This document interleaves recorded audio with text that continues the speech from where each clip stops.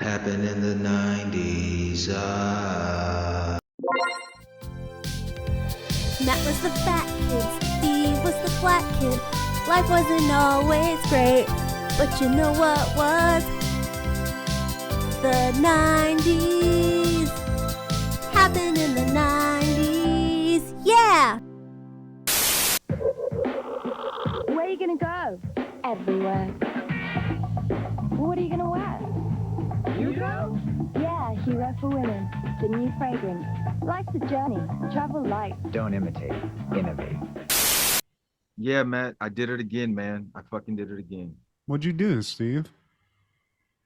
I made a misnomer, if you will. I said Wienerville ended on December 21st, 1997 last week. And when we did a whole bit about it, and it's something about these Nickelodeon shows and Wikipedia.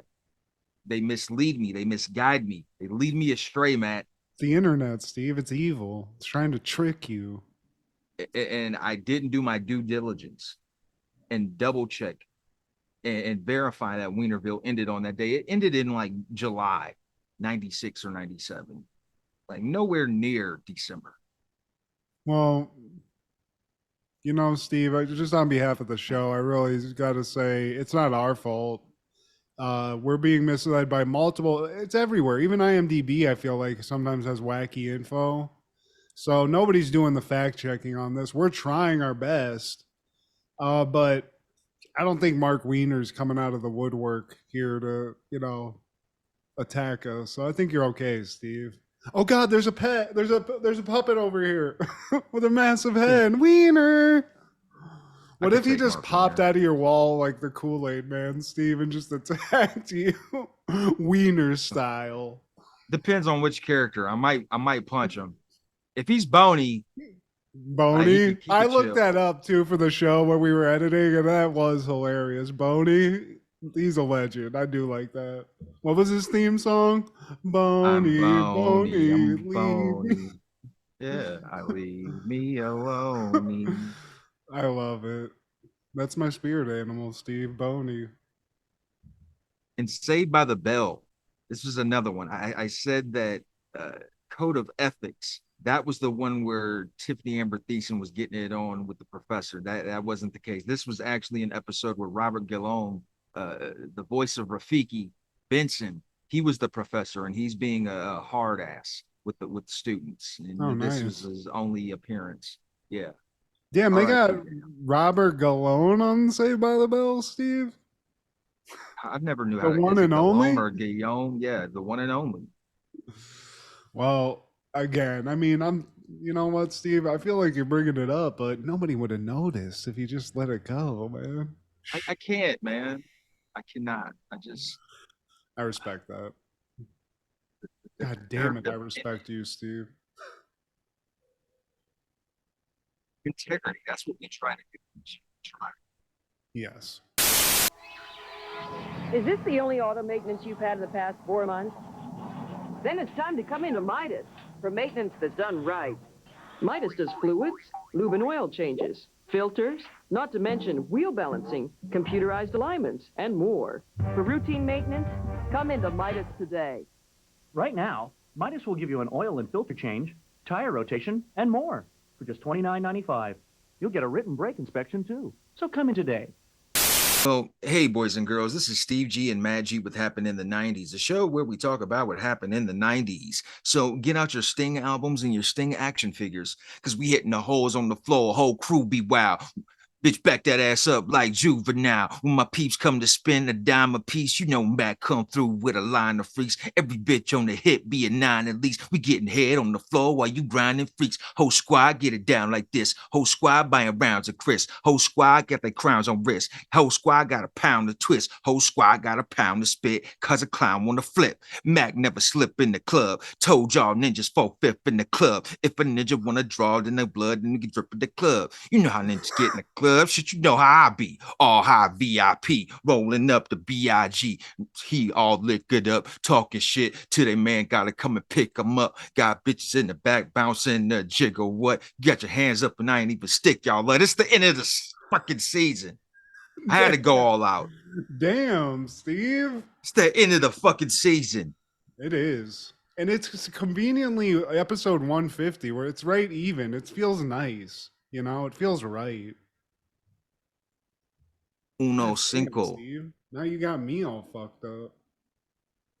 Shout out to Beans, one of my favorite of the Rock La Familia. Why Annie roll up with? And one of the greatest actors of all time, Steve. The more I thought about that, motherfucker, I use both hands to roll. Like, who the fuck, who just fucking like, oh, I use both of them, so I don't know what to tell you. I don't know, Steve, but he took his. I mean, shout out to state property, just in general. I mean, anybody, we can't talk about it on this show, but yeah. Unfortunately. And you're right. That's sort of an error there. I don't know. Maybe he's a good one-handed roller though. I remember people in college used to say they could do that, and I was like, I don't think you can. I don't know anybody that could do that. A joint, maybe. A joint, okay. But I don't think the state prop crew was I think they were blunt guys. Yeah. It appeared so, Steve. It appeared so. Yeah, you could tell from the lips. But today, my friend, we're talking all things December 28th in the 90s, brother. Starting off in 1992, Starrcade 92 is aired in pay-per-view through WCW. It's also subtitled Battle Bowl, the Lethal Lottery, too. It's aired at the Omni, where the Hawks used to play in Atlanta, Georgia. 8,000 in attendance. Starrcade. What? That's a great name for an event, though. It sounds awesome. I don't know what it is, but damn it sounds cool. It's one of their staples, or it was one of their staples, man. This was kind of weird because Bill Watts, he was still the booker, the head booker, and this lethal lottery, it would mix up like good guys with bad guys on a tag team to go throughout this tournament, man. And you would have like Cactus Jack with, I don't know, Dustin Rhodes or something, or like it was not common to do that. I don't even think Vince was really like doing that. He kind of kept the line pretty clear, like these guys here, these guys over here. Yeah. Well, what were some notable tag teams that came of this? Like, who did we get? Rick Rude with so I don't even know who were the people at the time? Who were the notable WCW people at this era? Okay, so you had Danny Spivey, Dangerous Danny Spivey. He was with Van Hammer against Cactus Jack and Johnny B. Bad. You had Big Van Vader and Dustin Rhodes against Kensuke Sasaki and the Barbarian. Barry Windham and the Great Muta, who I love. He had a couple of matches. The Great Muta, who is that? That was the guy who spit the mist. Oh, dude! I've been trying to figure out who that was. I love that. With the face paint, yeah. He was a badass. And Two Coat Scorpion and Brian Pillman, Steve Williams and Sting versus Eric Watts and Jushin Liger. And another thing about this, which was weird, they recycled these guys. Bill Watts, he was kind of like, his time was, his writing was on the wall, basically. He had a nice run for a little minute in the territories. I believe he was an Oklahoma guy. Him and Jim Ross have a history. But around this time, he was doing kind of kooky things in the early 90s, man. And I felt like this was one of them. You can't recycle guys like this. Royal Rumble, Vince would do that. But these guys had actual matches. Like they would have a singles match and then they would do the tag team match. Yeah, that is kind of weird. Yeah. Get them all out there. I got no more money left. Rick Rude, get your ass out there. And Sting, he had a match with Big Van Vader for the King of Cable trophy. The King of Cable. What? The King of Cable? What the fuck? You're going to have to go against David Letterman if you fucking win this shit. I do want to point out that you said Vader and Dustin Rhodes got put on a tag team together, and we actually talked about them being on a tag team together, I believe in WWE, where Goldust refused to wrestle in some sort of a 4-man tag event, I believe. I did not even clock that, but yeah, that totally happened, man. Through the generations, Steve. These guys kept damn. It's crazy Vader had such a long ass career. That guy was not built like he didn't look like a healthy guy. I mean, he was a brick shithouse, but And a workhorse, man. Not too many guys of that stature could take those kinds of tumbles. yeah. And beyond Boy Meets World. And also, your boy Jesse the Body, he was doing the commentary with Jim Ross, and this was actually Jim Ross's his last event for WCW before he would go to Connecticut and join the big boys, the big dogs. Yeah. Jesse, he's wearing a leather Malcolm X hat, and of course the fringes. You got to have some fringes with Jesse. I mean, he has to, Steve. He came in on a bike. Are you trying to tell me the CIA won't give me the documents? Sting. I love that look, though. I mean, he looks like he's ready to go to the Capitol riots, like on a Harley. Yeah. Listening to Dead or Alive. Fucking Bon Jovi. Nah, dude, Jesse the Body, dude. What was he thinking, Steve? Ever, like all of his choices wardrobe wise, like bro, like Stevie Wonder dress you? Is he your stylist? Like what the fuck? I mean, did somebody give him the Malcolm X hat, or was he just like, I need something black to go on this to complement this white jacket? Like, I don't this know. Cream colored. Yeah. I don't. He's just the Body, dude. Like, what are you gonna say to the guy though? He's a fucking Navy SEAL.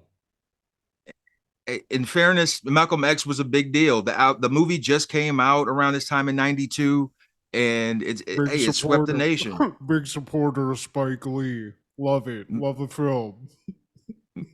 Maybe it was a statement. He wants to show his support for Spike, man. Shout out to Jesse.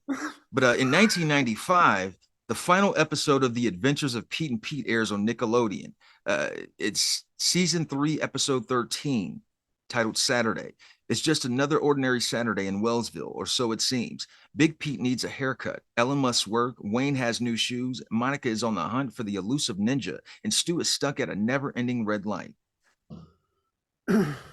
Another classic episode of Pete and Pete, Steve. And I got to say, I'm going to be fully honest in my Pete and Pete fandom here. I didn't stick around this long. You said this was not, what was this?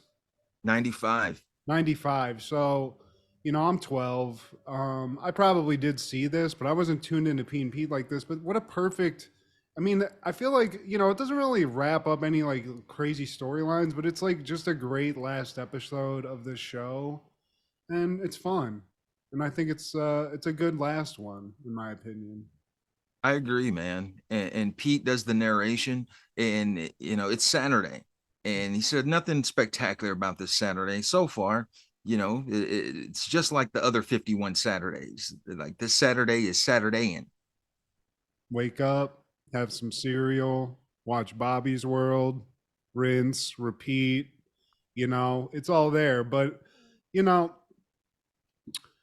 he then goes on to say it's as ordinary as a kick in the head, Steve, because it gets crazy. But it starts off, I love Wayne. Wayne's a character we haven't really talked about. It's one of Little Pete's buddies.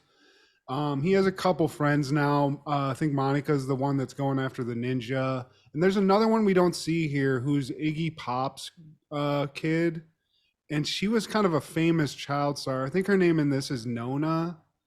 I think. I can't remember. But anyway, Wayne is just juiced about these new fucking kicks he's got. These Krebstar Nightwalkers, Steve. These fucking hot boys, these whites that he's got. And I love them. As somebody who wears white sneakers, loves these. Oh my God. These look like my player shoes. Like when you're in career mode and before you get the contract, you get the Adidas and Nike contract. These are the shoes they start you off with. It might have like an emblem on it. It's like, man, before you get that swoosh or the 3 stripes, nah, man, we got to put you in these for the first year or so. Get a little dub on there, or whatever's on the front. I love it. But he loves them, Steve. But he realizes he can't take care of these things. These things are too nice. He needs some help. Yeah. And Wayne, he's ran up on by a ninja. And Wayne, he sees the ninja. He's like, "Hey, man, what's going on?" Trying to like cue him into looking at his kicks. And the ninja looks at him, and he's kind of like, "What are those?" The fuck? And he's like, "Look, stop fucking shitting on these shoes. They're nice, and you know that." But he needs Monica. She's a real Krebs scout, as he calls her, and he needs some help keeping these things clean as fuck. Because he's Wayne, Steve. These things, somebody might step on them. Some shit could happen. He needs a ninja like Monica to help him out. But she's not The having shoes. The shoes become your identity. I remember what it was like when I got those Jordans for the first time. It's like I am Air Jordan, and Oh. the ninja. Like we find out he was a Krebs Scout kung fu artist. Yeah, Monica was. That's how she got the badge, you know. But her thing is she has like this kung fu like obsession with this one ninja who's stalking Wellsville that she knows is out there.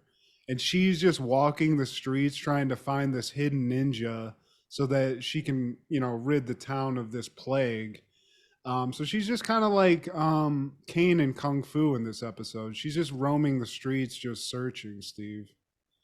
Not Yeah. really giving And a fuck about Wayne or those busted ass shoes that he has. I think the ninja would grow up to be Kano from Mortal Kombat, but the Stu, the bus driver, he's driving the bus and he gets hit with that motherfucking red light. One of my mortal enemies. I just I have this thing with red lights where they know when I have a thing that I could do on a red light, like, oh man, I would love to dig into these fries. Or Yeah. man, let me check out what's on Snoop's new album. Oh, now you want to be on some green shit? When I have nothing to do, when I'm just idling at the light, it'd be on there for like 10 minutes. Oh, I yeah. think they sense they have it like, oh, he wants to eat to that good burger. Oh, no, green light, drive again, fuck. It's powered by Satan. That's actually what lights are powered by, evil magic, Steve. So you're right. But this light that Stu's on, and we've all been there when you're like, this should have changed. Is something broken? Should I go? Like he's just sitting there going crazy in his head. And I got just like seeing how this guy behaves in a bus by himself. He's a little unhinged, Steve. I don't know if this guy should be driving a bus full of kids. Well, he's a bus driver. That's part of the course right there, man. But I do like though that he's like sitting there having this dilemma, and he's like, you know what, fuck it, I'm gonna go. But then he has like a sticker that's like safety first, and he just like his own conscience won't allow him to blow this red light. It's a real, it's like his Bible basically. He can't do it. He's a quirky guy, but he tries to be by the book. And Pete sees Stu at the red light and he waves at him and just walks on by, man. Like Isaac He's Hayes. like, and yeah, he's having it. And where's Pete's going to the pizza shop, right? The pizza parlor. Yeah, Yeah. where he sees Ellen and he's about to get a haircut. And he tells Ellen, like, look, I'm about to go see Dan the barber. And I'm about to, we cracked the code. We're gonna figure it out. My little bro's on the case, and we're gonna get him to talk. And Ellen's like, that's Dan the barber. He don't talk. Like, no, just watch. You want to come? And she's got a delivery to make. If she doesn't make the delivery within 30 minutes, the pizza is paid for by her. That's their policy. Well, and not only is it their policy for that, but it's also their policy to humiliate their delivery drivers by making them dress as a full, like, bodied suit bunny to deliver these pizzas in winter. It just seems like a lot. Bunnies and pizzas. I never got that correlation either. No, But doesn't make yeah, sense. we do see that Lil Pete. And previously when we talked about Pete and Pete, I said Ellen was more with the shits than Lil Pete. I have to take that back because I forgot. Lil Pete is always with the shits, 100,000%. Yeah, because Big Pete wants to talk to Dan the barber, but he has no information to talk about. What does this guy want? What does this guy love? What is Dan the barber's thing? And they find out that Dan the barber has a friend named Lou. So Little Pete is in some kind of shack someplace with Lou. And he's a step away from like putting some electrodes to his nuts and just getting this information. He's like, Lou, I need to know something here. You know, I I would let you leave, but this other guy that's with me, who I don't know who the other guy in the room is. Little Pete has like some big fat dude with him. I looks like Dan Schneider, but he's there, He's just connected. like, yeah, get him, Little Pete. Lil P's got connections, man. And I glossed over the Wayne being stuck. He's stuck in a grass patch, like amongst a bunch of snow, and he got a Yeah. grass stain. He got a grass stain on his Bill Walsh sevens. And Ellen sees this, and she comes and saves the day, and she hitches this like 250-pound kid on her back. And I mean, Wayne is that. Just take the fucking shoes off, Wayne. Walk your big ass away from her. But Ellen's a G. She does lug him there, and this sets off a series of events because Ellen's delivering a pizza. It's going to become very apparent. It's going to get very hard for her to deliver this pizza. This is one of the things that gets her off track. But we are with Little Pete now, talking to Well, Lou. I skipped over a couple things because Stu, we're back to him, and he's at a red light, and a radio station has a contest, and like good old lucky Stu Benedict, he gets to call in. He's the only listener that can call in to win some free luggage, and he has 30 seconds to call. He finds the nearest payphone, he calls in, and the question is, what is their catchphrase? And while he's about to answer that, the light finally turns green, and he's just stuck like a deer in headlights. This light is crazily timed too because it waits like 10 minutes to turn green here. But I do have to point out this payphone, it was convenient because it's literally like right there. It's like on the corner of the street he stopped at. That's great. In a residential area. But one other thing that we did gloss over before we cut to Little Pete is that Pete is in this barber shop, right? Dan the Barber's barber shop. Who is Dan the Barber, Steve? It's J.K. fucking Simmons is on this bitch. J.K. Another Ohio legend. Yeah. Oscar award winning Peanut M&M being fucking J.K. Simmons is Dan the Barber. And Big Pete does get out he asks like who his buddy is, and that's where they find out who this Lou guy is. So somehow there's like a wire on Big Pete that goes to Little Pete. They figure that out. Lou's in the fucking shack with Pete and some fat guy named Jack. That's that guy's name, Steve. He's gonna waterboard this dude. He's gonna fucking shock his nuts. But right before all that happens, Lou remembers that Dan loves quality footwear. So quality footwear. Now they have they got a jumping off point. He's found the crack, and Pete brings up the Krebstar Nightwalkers, and that's what sets Dan the Barber off. Oh, Nightwalkers? Oh, you talking about aerodynamic, the curvature of the soul? She fucking opens up like he's Barbara Walters, Steve. It's everything. Yeah. And then they just like, it's a montage of just like Dan gushing while he's cutting his hair. So much that he's sidetracked. And at the end of the haircut, we see that Pete gets the Roger Klotz from Doug. Hey, funny. What are you doing? It's wild looking. But if you could like go ahead to like now, I feel like I've seen some kids with this hairstyle. You know, this is like some kind of crazy. If you walk around in LA someplace, you'll see this. Yeah, like wearing a Green Day shirt or something. But you're talking in like the 2010s, 2020s. Like this was 1997, 96. But these were before Pete was before his time on that. Dan was just like seeing a future style.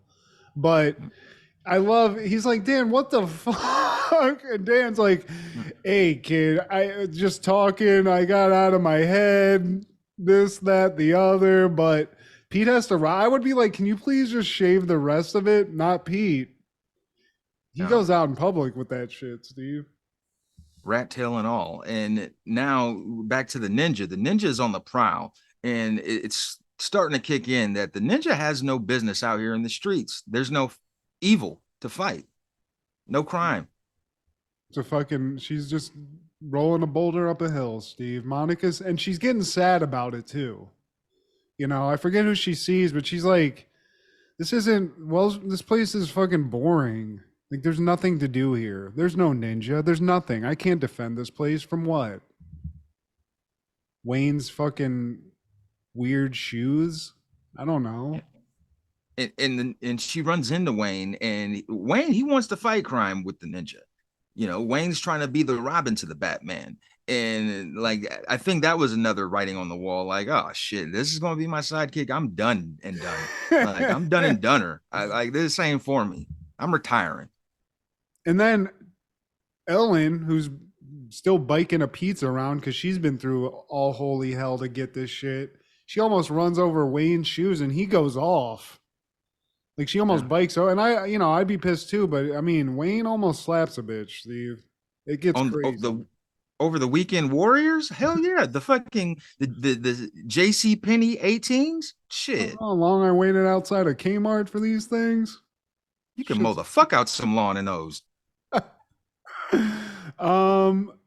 And Ellen's like still trying to deliver this pizza. So I think she actually runs into Stu at this point, correct? And runs into the actual bus on her bike. So in the back of the bus. Yeah.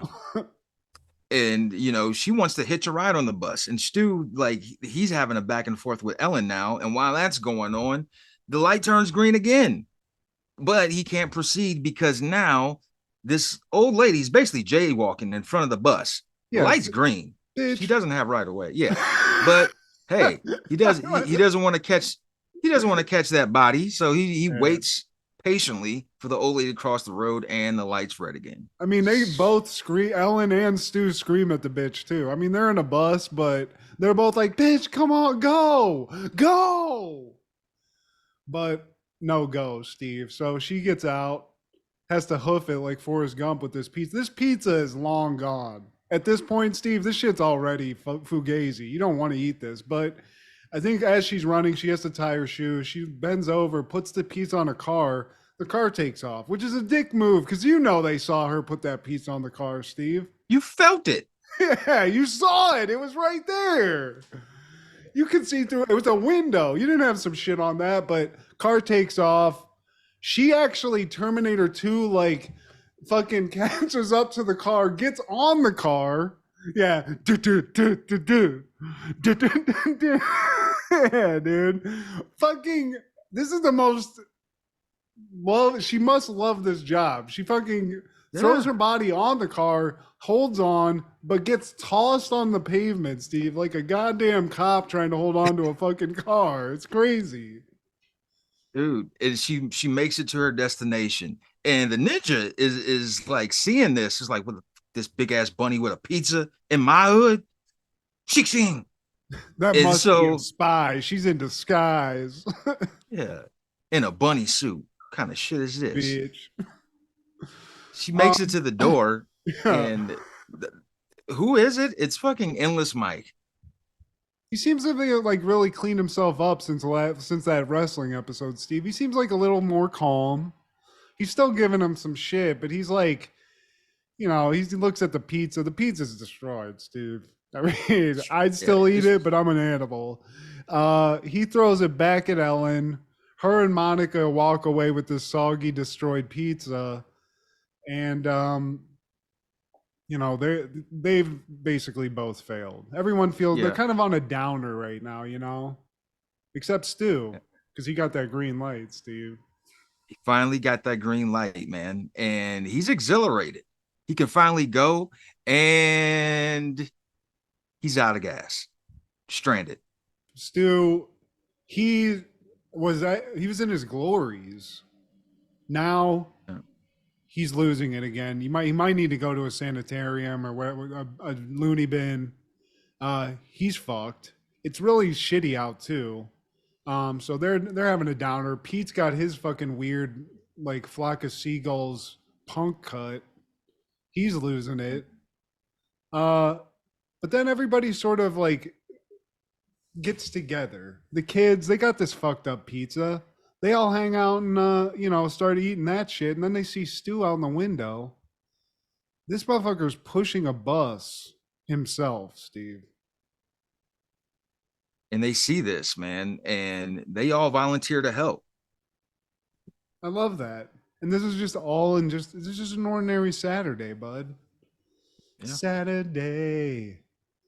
But like I said, we get an episode where we get both Pete's, we get some wacky shit going on. And that was kind of like the thing about this show. It was a weird, fun kid show. We get some like good message here. Everybody's helping out, you know, supportive of even people with shitty shoes. Giving some support, Steve.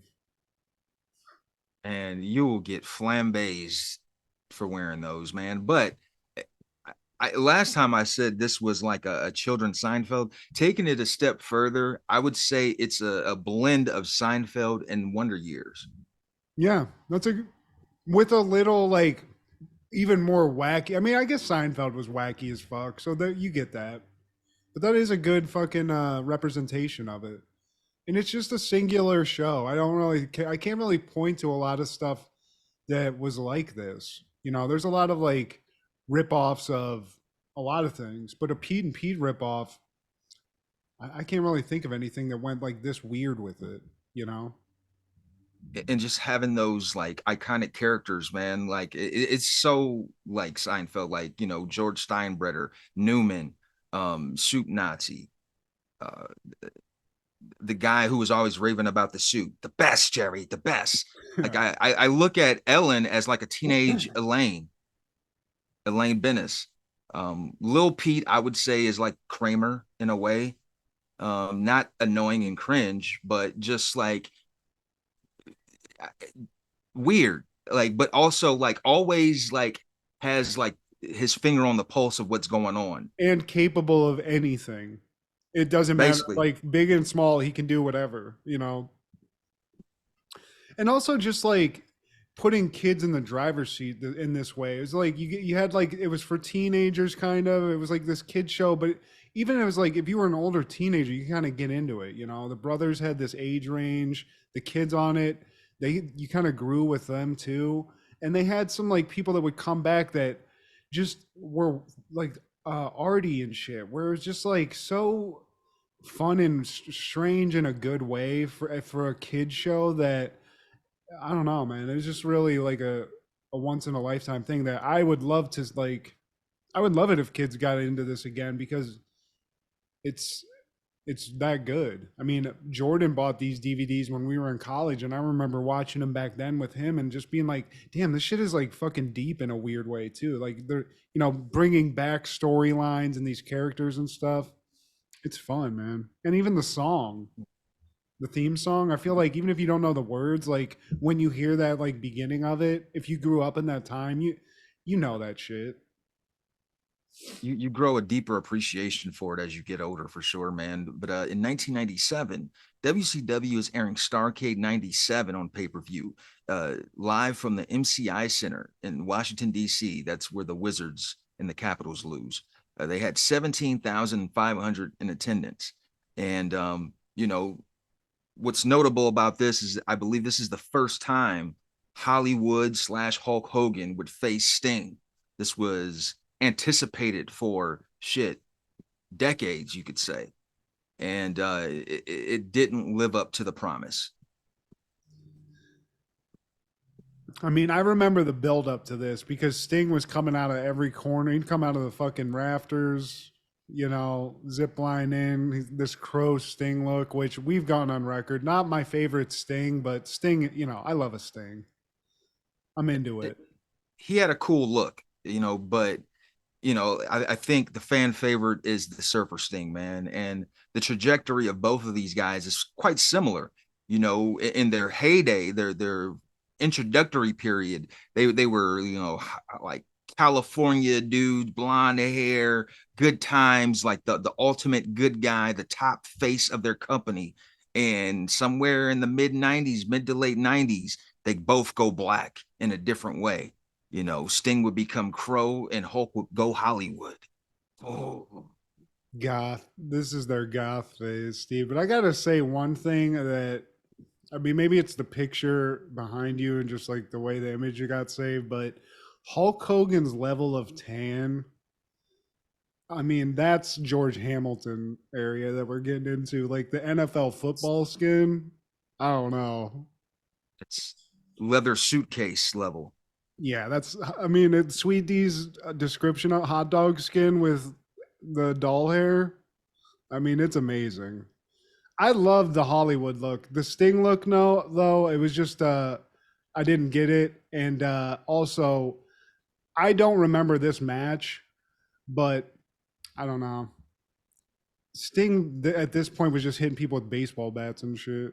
You know? Yeah, it didn't leave an impression, man. Not a good one. And what's also notable is this is Bret Hart's first pay-per-view after the screw job.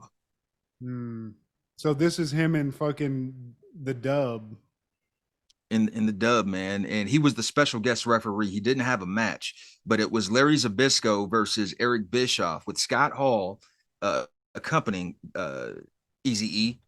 And we still don't know if Bret is going to be Team WCW or NWO, and he's kind of like playing to the crowd in a way, and dangling the carrot, if you will, like, hey, he's showing favoritism towards NWO, but like, no, he's like also being fair to Zbyszko. So like, what do we do? Old middle of the road Bret, Steve. Old fuck.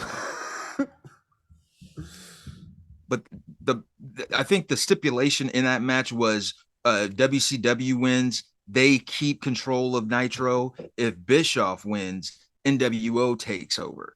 And Zbyszko, he wins, but it's like, bro, we already know the internet's alive and well. We kind of know, if we dig deep enough, we know Bischoff is the guy making the shots here. Yeah.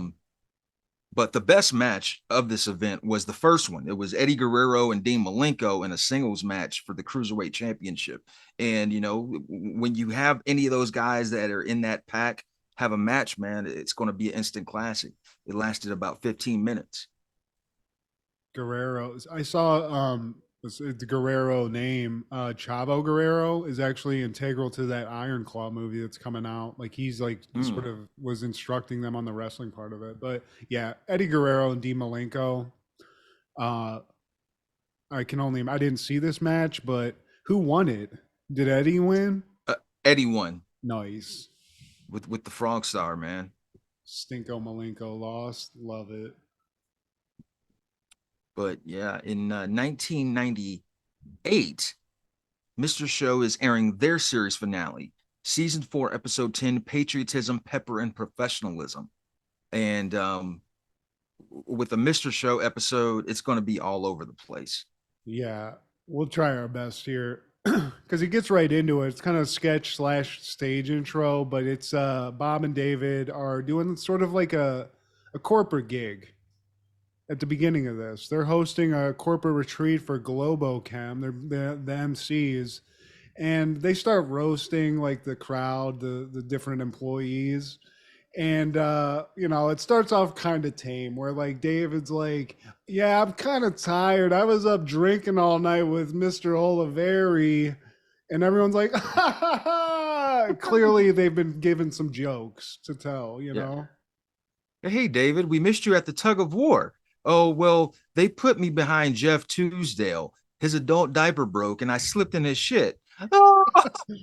Jeff Tuesdale was like, a lot of like, oh, yeah, I was also fucking that guy's wife. What the fuck? You had sex with my wife?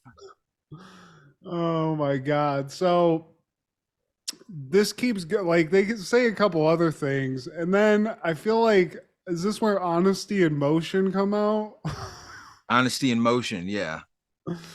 And Honesty in Motion is fronted by some guy named Josh Fenderman.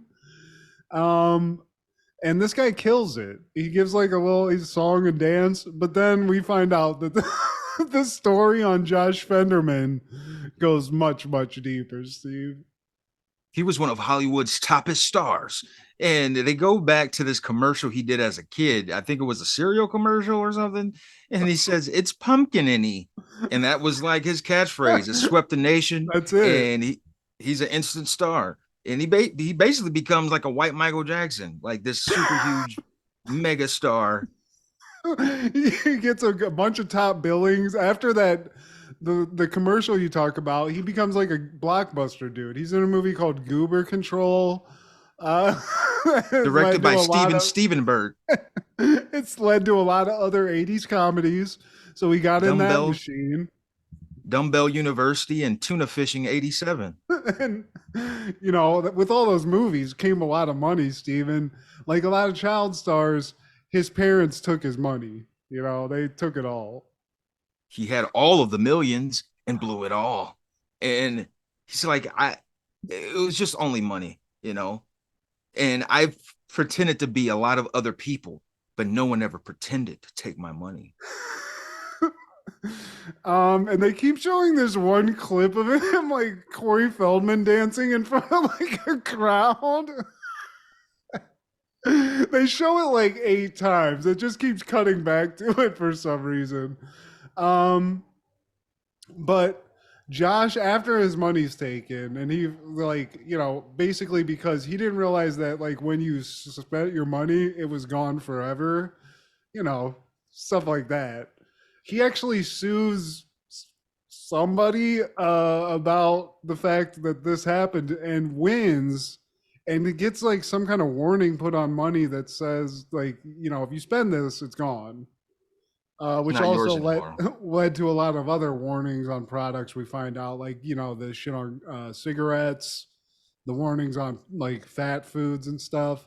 It all came from this one lawsuit from Josh Fenderman related to his money loss. And another sign that says "Be mine, Candy." Candy is not really in love with you. Cut back to that clip one more time, and then we cut to the next sketch, which is called "The Week Apart." Steve, and in this sketch, Bob Odenkirk is going out with his one-time ex. They've gotten back together after a week of a breakup, and they're just catching up. Steve, it's been a week. It's been hellish. And Bob sparks a cigarette, and he picked up that habit within that week. And all of a sudden, while he's talking and smoking a cigarette, this guy punches Bob, and he's like, "This is for Jennifer. She's been crying since you left her at the altar." And so his ex is like, "What, you got engaged last week?" It's like, "Yeah, I was crying so hard. I got a headache, and I went to get some aspirin, and I met a girl, and I got engaged to her. It was just a bad idea." Yeah. And while she's trying to figure that out, some girl comes up and is like, can I get your autograph? And he gives an autograph. She's like, what the hell is that? And it turns out he actually joined some sort of Christian rock band called I forget what they were called, Goddessy. It's like a new wave Christian rock band. They incorporated Christian rock and rap, but they popped off in that week, Steve. They popped the fuck off. And while she's trying to clock that, 2 guys pull up, and one of them punches him. And that was the actual band that he left, 2001, a New Wave Odyssey. And fucking traitor, you fucking piece of shit. is this the bitch you left us for? Yeah. He's like, no. And one of the other guy's like, "We only know you by your porn name, Crystal Knockers." It's like, I don't do porn. And they leave, and she's like, "So what the fuck was that?" And he's like, "Look, after Crystal Knockers isn't like my name or your name. It's the name of this porn star I was having sex with when I was doing the porn after I was in Goddessy. So Crystal Knockers, she was a thing. And turns out then another guy comes in, pops him in the face, and he's like, "You fucking she can't even come out of the shower. You humiliated her. She won't even fucking," and it turns out that's Crystal Knocker's boyfriend. And he's pissed off because Bob Odenkirk beat her in a who can suck the most dicks contest, and he won and humiliated this chick, Steve. You gave people blowjobs? The most blowjobs. And she's just not thrilled. But Bob keeps bringing up like one little thing. He's like, "You said you didn't have Tex-Mex," or there's like something he brings up as like a. You've learned Tex-Mex? Like, you learn how to cook Tex-Mex? Yeah, so I don't think they're gonna get together again, Steve. I think the breakup's gonna last. Cause then it does last, cause she storms off, and then he gets back into Goddessy. He's like, "Look, guys, I'm back. Yeah. Bobby's And back, baby." and the New Wave Odyssey, now they have a gig in Cincinnati, and next door is a Maryland Monster concert. And like it's so noisy that it's overpowering like this New Wave Odyssey's concert. They cut to Maryland Monster show, and like they go behind the scenes, and his real name is Larry Turnhour. And this is actually, it turns into a corporate training video for Maryland Monsters Mozzarella Pizza Emporium or some kind of pizza joint. And he's like, "Hey guys, real name's Larry Turnhour." And, he's basically like giving them the rules of working here. He's like, "Rule 1, dress appropriately." And they show Bob Odenkirk, who's like he looks like a little Maryland monster in like a little suit shirt and shit. And Bob Odenkirk plays Forgetful Fred, and he's basically a stooge throughout this. He's like getting the dress code wrong, and then they have another segment where they're showing who gets the first slice. If it's the person facing the fire hydrant, diagonally from the person, that becomes a whole thing. And somehow Forgetful Fred is wearing a bloody diaper. I think that's their punishment. That's a punishment if you fuck up the rules, Steve. If you don't put in if you don't do the dress code, you fuck up the slice thing, you gotta wear the bloody diaper. And then don't forget the 16 P's. And like he goes through all of these different P words, and he says all 16. And somehow we end up going to a producer. We follow a producer, and he's basically calling the shots everywhere he goes. He goes to a capital punishment scene. He lets them know, hey, let's fry him. He goes to a waiting room, like, hey, kid, throw away that potato chip bag. He goes to a hotel room, sees a couple fucking. He's like, yeah, it's time for you to bust now, sir. Pull out. He goes to a bar, and he calls last call. And then this translates to, well, they were at the last call. They were at the bar at the last call. Okay. And as they're heading out of the bar, they're like, oh, well, it was nice seeing you, man. Let's not make it another 5 years before you see each other. And then they like hug and like say goodbye, and come to find out they're heading in the same direction. It's like, oh, okay, man. Well, all right. Okay, bye, man. It's good seeing you again. Then they run into each other again. And they take the same elevator in the parking garage. Well, it's really been a treat. Take it easy again. Yeah, you too. And now he's like, I'll take the stairs. That's what Bob says. So he takes the stairs, gets off the elevator, and now the other guy sees Bob getting into his car. It's like, oh, all right, man, it's been great. All right, man. Hope it's not another 5 years. So now they go to the corner store and they see each other again. And the other guy says, you're like, you know what? I got a candy bar at home. I'm just yeah. And it's just awkward. It's like eerie almost. But they have that final hug, I think, here. And dude that's not Bob goes away, and he sees like another friend duo someplace. And they have a hug, and he's like, wait. A guy who was just annoyed by this guy, he's like, wait, where is my friend? And he just kind of has a meltdown. He searches all this. He goes back and looks everywhere for this guy that they've been.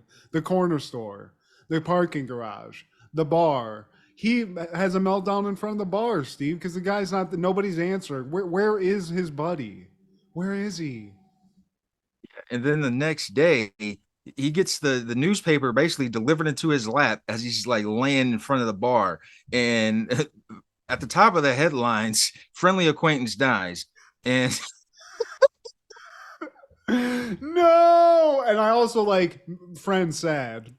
That's the sub headline of that. And then we cut to the guy's funeral, and everyone's just like, it's a funeral. Everyone's sad. And some lady like looks over at this guy that we've been following, and she's like, I just never got the chance to say goodbye. And the guy's like, I did. And that's it. A bunch of times. And then some guy confronts David for fucking his wife, Steve. It's the guy from the original, from the opening monologue, Yeah. and he's like, "Yeah, you were fucking my wife. Hey, we were making amateur porn, and it was me. It was actually a lot of people. It was me, your sister, my son, your dog." What? And then a janitor comes in and he's like, he finds out about this and is like, oh, you're taking credit for the fucking thing for my directorial debut. I directed that thing. And he's like, wait, this guy directed the porno of you fucking my wife with your son? Huh? And then another guy comes in and he confronts him about it. He's like, "Man, you filmed like Todd having sex with my wife?" It's like, "No, I filmed Todd having sex with your wife in your living room or some shit. No, it was just like your bedroom while you were out." They're like, wait, like, what if this is a new kind of porno that we can sell? And they have like a whole business meeting about that. And they're basically like, we're going to send you all over the world to have sex. And then the producer God figure who's been walking through this episode and like shutting things off is like, okay, guys, this is it. Show's over. And then we just follow him walking out like it's almost like an Eddie Murphy Raw situation where he's like going back through the tunnel out to the exit just to have a smoke, and that's it. And if I'm not, and we've talked about IMDb being incorrect, but this seems to be the last episode of this initial first like 4 seasons or whatever of Mr. Show. Was there more after this, other than They like aired it again. Netflix? This was it for this bunch right here, man. Yeah. They brought it back in the 2010 or was it 2020, somewhere around there, man. But I mean, what a great show. And it's crazy 2 last episodes on this episode, which is our last episode of this season. Eerie. And ironically, we covered the first episode of both of those shows, Pete and Pete and Mr. Show, earlier this year. Connect Oh, the no, fucking dots. Mr. Show, I think we covered maybe, was it earlier this year? But yeah, we covered both premiere episodes, man. That's how prolific we are, Steve. But 2 great episodes this week. You know, I know we're getting close to the holidays and shit, but both of these killed it. But god damn it, Pete and Pete. I don't know, man. I don't even know how to encapsulate what I think about that show. It's like it seems cheesy because it's a kid show, but it's just something. It's like something about the writing of it puts it on another level. It makes for good TV, man, because even if it's like catered towards kids, they still follow the rules of what makes a good sitcom. Yeah. You know, like, and the fact, I think like next level in a sitcom is when you're able to like make shit full circle, just like Seinfeld can do, just like a Frasier can do, like bringing back like an old character and like bringing them into the mix and like making it make sense at towards the end, man. And I feel like Pete and Pete has done that from time to time. Yeah, hell yeah. But in 1999, Jay-Z releases Volume 3, Life and Times of S. Carter. And man, this was my first Jay-Z album that I bought. This is the one that I did in the intro.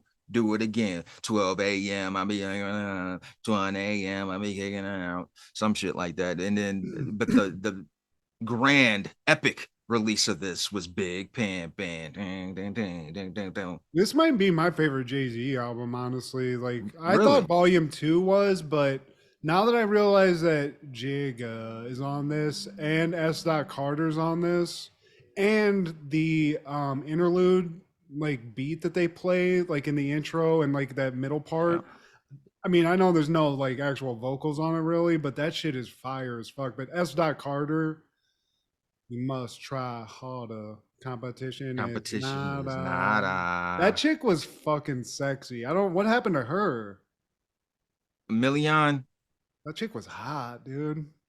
Yeah, she was in that State Prop movie, wasn't she? Wasn't she like the she was in it. Everybody was, dude. She was she wasn't that, but I think she was like a killer chick in it. She was like some like assassin chick that they used. I think she actually, Steve, correct me if I'm wrong, but at the end, spoiler alert, Beans gets offed in the courtroom, and I think she's the chick that offs the chick because her and Jay-Z have some weird like they speak like a foreign crime language together in that movie. They have their own like hidden language. That was her, man. Hell And yeah. like Big Pimpin', that's what basically like opened the floodgates for Jay-Z in terms of regions. Like before that song, like Texas, and I know firsthand from people like born and raised in Texas. It's like, man, before that album or before that song, we didn't really listen to Jay-Z. They didn't really play him on the radio in Texas, Dallas, or Houston. But you like when you team up with two Southern legends, Pimp C and BUMB, which got a lot of airplay, their old shit and current shit in Texas, man. Like, it's like this dude, okay, this guy's good. And on the reverse side, I mean, it let you know, like from my perspective, I didn't know who UGK was, but hearing that song, like that's how I got into them. And I mean, also Pharrell made that beat, right? So I was like, No, that was Timbaland. was it? Mm-hmm. Okay, well, either or, but Timbaland beat fire. But that wasn't even my favorite song. It was a great song, but like I said, that S. Dot Carter song, I don't know why that shit's hard as fuck. And Jigga is just catchy. Um, Big Pimpin' and Do It Again, and there's a song on there called NYMP. I The love it. realist. The real, yeah, it's like that guitar strum. It's very tranquil. Like I don't know, it puts you in chill mode, man. Yeah, but Down, that might down. be my favorite. Volume two, like I think that was the first Jay Z album I bought because that was kind of like his first big pop off. He had that one, the "It's a Hard Knock Life" and that shit. Yep. But I didn't buy this album we're talking about, but I know for a fact that I borrowed the fuck out of that from Jordan. So after the fact, this became like my favorite Jay Z album, probably to this day. And I mean, I had it too. So, but any callbacks, honorable mentions, or takeaways? Just happy holidays to everybody. And as far as like a '90s takeaway, just I've been watching some '90s or whatever, some holiday movies. We got our yearly Home Alone 2 watching, and I mean, we all know it holds up. But one thing I just want to pose to the crowd or to just anybody who wants to argue this, for 5 seconds of comedy gold, there is nothing funnier than when Daniel Stern it gets electrocuted on that sink and turns into a skeleton. It will never not.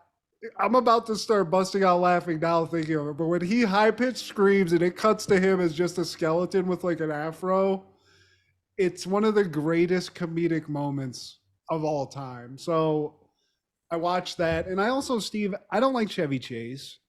So I have avoided watching National Lampoon's Christmas Vacation just because, but we watched it because Kendra had never seen it. And it's fucking funny, dude. It's still funny. And I didn't know that Jonathan Galecki or whatever his name is from Roseanne, he's the kid in it. I didn't know that. Right. Yeah, dude. Maybe Still, I still don't want to know. hate on him though. I'm You not don't going to hate him hate as on him as much. much, but still. The worm might turn on that. But I love both those movies. But Home Alone 2, Steve, I think it's my top notch. It just doesn't get any better than that. You can't go wrong with the coaster, man. And like all I have is I want to give a shout out to the pop cultural icons that we've lost as we're heading into 2024 season 4. We've lost some greats, man, from Jim Brown to Paul Rubens, aka Pee Wee Herman, to Richard Roundtree, Shaft himself. We Damn. lost Iron Sheik, Sheiky baby. Oh, Terry Funk, that crazy song bitch from Amarillo. We lost Tina Turner, man. We lost a lot of greats, man. I wanted to have a whole list that I wanted that I could run down, but um shout out to all of them. Thank y'all for your contributions, and hopefully we don't lose as many. I know that's not how life works, but hope to see you, a lot of you, come this time around, man. Hold on. Next year. Yeah, hold on, man. But thank you all for watching, man. And this is our last show of the year, episode 150, man. Thank you, Matt, for joining this venture with me. Hell yeah. But This is Steve G and Mad G with Happened in the 90s.